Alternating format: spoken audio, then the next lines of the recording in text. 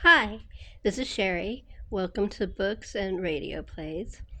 Um, because it's the 100th anniversary of Mrs. Dalloway, which was on May 14th, 1925 was the date it was published, so it's May 14th this year. I decided to tell you my Virginia Woolf journey. um, she's one of the authors who scared me. She's stream of conscience, like Joyce and so many others. So I took her very slow. I collected her books before I started reading. This is one of the first ones I got. It was at a used bookstore. It's called the Virginia Woolf Reader, and it was edited by Michael A. Liaskia. I think that's how you say his name. If I messed it up, I'm sorry. And this is a really good starter book because it talks about Virginia Woolf's origins. It talks about how she came about writing some of the stuff she wrote. Talks about all her books. Um, and it also has essays. Her essay about Jane Austen is not to be missed. And short stories. The Hours became Mrs. Dalloway. And a bunch of other stuff. But this is how I started. I discovered I really liked the way she wrote. I liked her sense of humor. It's a stream of conscience that just scared me. So this was if you are new to her and you're kind of scared of what she writes, this is really a good start. I don't know how easy it is to get because, like I said, this is a well-loved used bookstore edition. But try your bookstores. Go to the bargain ones about and see if there's any Virginia Woolf and see if they have it. It's a really good place to start. These three were the first books that I read of hers. I actually read Street Haunting from that book, the Virginia Woolf Reader, but I found this really pretty version of it, so I'm showing it off. That's the one in the middle. Street Haunting is about her wandering the streets of London at night to get to know the streets without either at night after everybody has gone home or early in the morning when the streets were basically empty. It's very interesting. It's an essay and it's really short, so really easy to read. A Room of One's Own was the first book of hers that I ever read, full book. And I don't know if it's because I was so nervous about reading her or what. I really had a hard time getting through it. I talked to one of my friends. She's not a booktube person, but she's a very well-read person. And I told her, I'm really having a hard time. And as I said, it's strange because it's just an essay. It's not one of her stream of conscience. And she said, you have to take your time with her. Don't try to rush it. Read it slow and read that one book. Don't read other books with it. So that's what I did.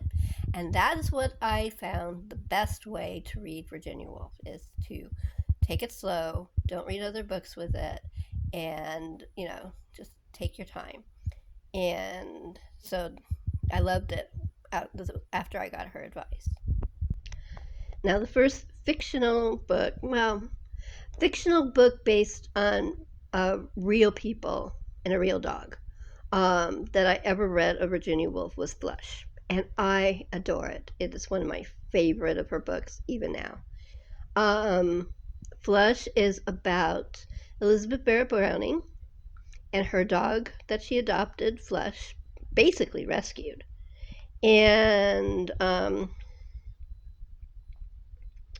her romance with Robert Browning, her arguments with her father. If you've seen Barrett's of Whipple Street, you know what it's about. And her escape to Spain. But it's just such a beautiful story, and it's all from Flush's point of view, and he's such a sweetheart. And he goes through some really hard and scary moments. Um, But what a sweet, loving puppy, you know. He's so cute when he first meets Robert Browning. It's like one of my favorite scenes. I won't spoil it, but you got to read that part. Um, Highly recommend. It's very short, and there are some, like I said, scary moments for flesh. So if you're sensitive, be aware. Um, I'm sensitive, but I still wanted to read it. Love this book. And here are my 3 copies of The Birthday Girl, Mrs. Dalloway. Um, the first copy I got from a online used bookstore, and basically I got it because it was pretty. The one in the middle I bought from, I think I got it from Blackwell's. I'm pretty sure I got it from Blackwell's. And this is the book I read. This is the one I read.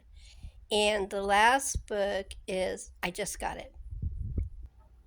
And this is a facsimile of the original book. It has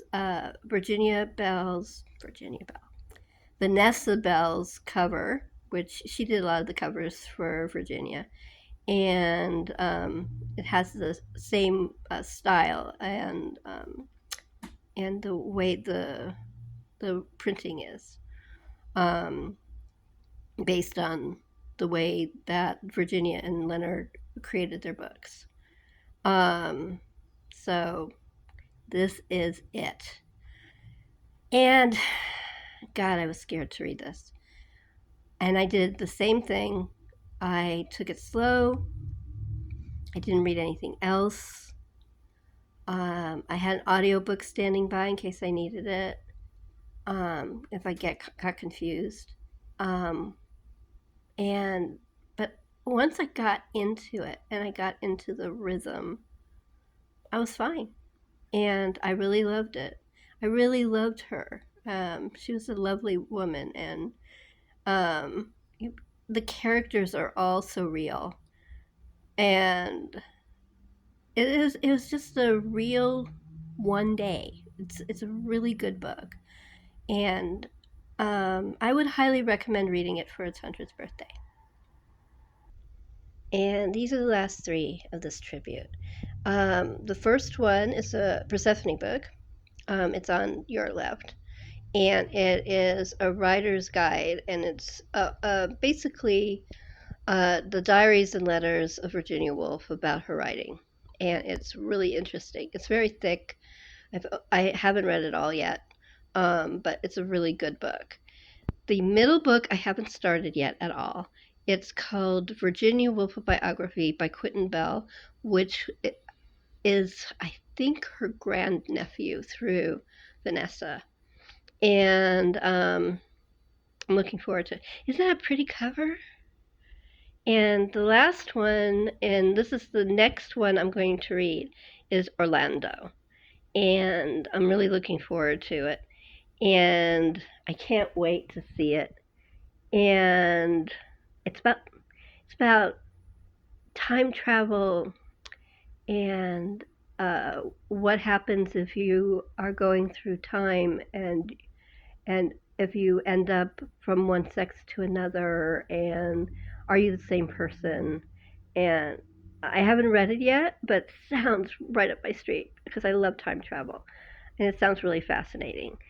So that is my Virginia Woolf journey.